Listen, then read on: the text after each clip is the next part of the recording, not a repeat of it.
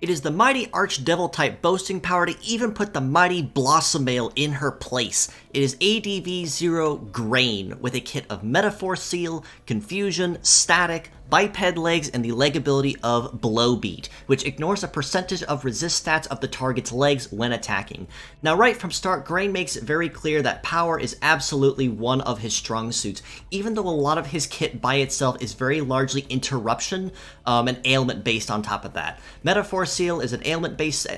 skill, like I mentioned, that basically prohibits the target from using any kind of Metaphors Unleashed, either to serve as a nuke or to use as a support skill for himself or an ally. So that alone will make him already kind of a danger, probably not as much of one right off the bat, since Metaphors is more often used as a last-ditch effort more than anything else, really, but it can definitely come as a dark horse surprise to maybe turn the tables where the foe doesn't expect it, since when they're right out of head uses and say can't unleash anything else at that point. Confusion, of course, we have seen on another bot previously, Olindi Earth as a head, but now Grain is having it as an arm, which means that he can now force enemies into confusion, which, just to go over it briefly, prevents them from taking any orders for the next 3 turns or until they are attacked once more. That also does include them chancing to attack their own allies, or if they are using a support skill, a chance to grant that support buff to the enemy side.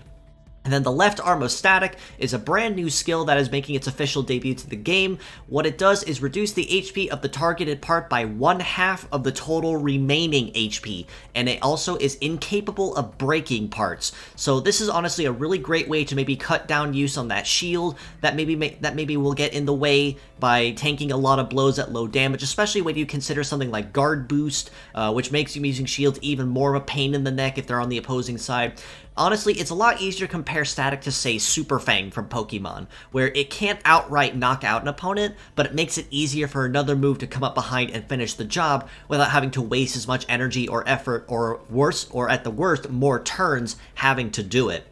And on top of that, the Blowbeat does actually tie into it really well, as it means he is going to attack ever so slightly harder than what his base stats here are actually boasting. But even just to go over the stats briefly too, about 45, almost 4,600 HP for that head is absolutely staggering, and about 3,600 per arm means he is an absolute unit of a tank, not even touching on the 4550 that he has for his legs. And let's talk about those leg stats for a minute, because honestly, those are absolutely monstrous for what they offer. First of all, 3 heavy slots for those legs, which already puts him in a very good light. Mobility of 859 also is in that upper high, that very high tier of where you want a good mobile biped leg to be. But also with a wickedly insane shoot resist and melee resist of 1183 and 1213, which means even for standard balanced biped legs, Grain can absolutely tank hits like a champ, almost akin to, say, how a standard tank leg would do it. And then on top of that, as if it wasn't bad enough, now he's also having an evade stat of over 1400, which means that landing an actual hit on him is going to be really, really difficult, because he's going to be dodging or grazing a lot that doesn't outright hit him if he's not in a no defend or no evade status. And as if this wasn't bad enough, even still, he is capable of Medachange with a Drive A of Pile, Drive B of Destroy, and the Drive C of Counterattack. He also changes his leg type to Float and his leg ability to Adversity, which buffs all leg stats minus armor and HV limit for every debuff applied to self. So in this mode, he trades his overall kit, which is used mostly for interrupting and basically serving as that pain in the neck, and turns himself into an absolute monster that he's designed to be. Pile is a standard melee skill that has standard defense ignore and pierce damage on top of that. And given the fact of a very high base damage at 1767 before defense ignore, before any other damage bonus, means that he's going to absolutely ruin you with only 1 or 2 hits if you give him that chance, even if it does cost him a little bit of a Metaforce charge to do so. Destroy is, of course, your standard gambling attack that if it attacks a foe that incorrectly targets their part in heat phase, cool phase, or intercepts a shield, is instantly destroyed. Otherwise, will deal relatively mediocre, if not standard damage across the board if it does not meet any of those conditions. And then counterattack, we have seen a couple of times, but it is making its official debut here too.